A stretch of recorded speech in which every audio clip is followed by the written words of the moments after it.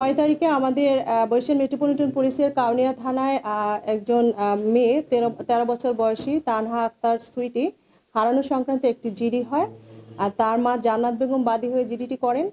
তো আমরা এই জিডি তদন্ত করতে গিয়ে আমরা আমাদের তথ্য প্রযুক্তির সহায়তায় আমরা গত 15 তারিখে মেয়েটিকে কোতোয়ালি থানাধীন দপ্তরখানা এলাকা থেকে একটি ভাড়াটিয়া বাড়ির দোতলা থেকে তাকে উদ্ধার করা হয়।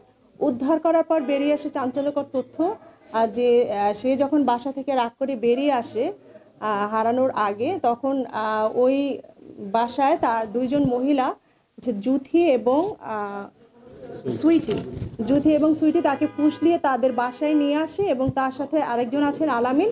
তারা হচ্ছে তাকে ফুসলিয়ে বাসায় নিয়ে এসে বিভিন্ন লোভ দেখিয়ে তাকে অ্যালাউড করে তাকে ঢাকায় নিয়ে পাসপোর্ট করানো হয়। তার নকল এনআইডি তৈরি করে পাসপোর্ট তৈরি করা হয় বিদেশে নিয়ে যাওয়ার জন্য, পতিতাবৃত্তির উদ্দেশ্যে বিদেশে নিয়ে যাওয়ার জন্য পাসপোর্ট তৈরি করা হয়। এবং তাকে ইতিমধ্যে আবার বরিশাল নিয়ে আসে তাকে বিদেশে পাচার করে দেবে এই উদ্দেশ্যে। তা আমরা এই তথ্যগুলো তাকে গত 15 তারিখে অ্যারেস্ট করার পরে ভিকটিমকে উদ্ধার করে আমরা এগুলো জানতে পেরেছি। আর এখানে যারা আছেন অভিযুক্ত সুইটি তারপরে জুথি এবং আলামিন, ওনারা হচ্ছে নিজেরা পরস্পরের আত্মীয় পরিচয় দিয়ে ভাড়াটিয়া বাসায় থাকেন, কিন্তু এরা আসলে কোনো আত্মীয় নয়। এটা একটা চক্র, মানব পাচার চক্র।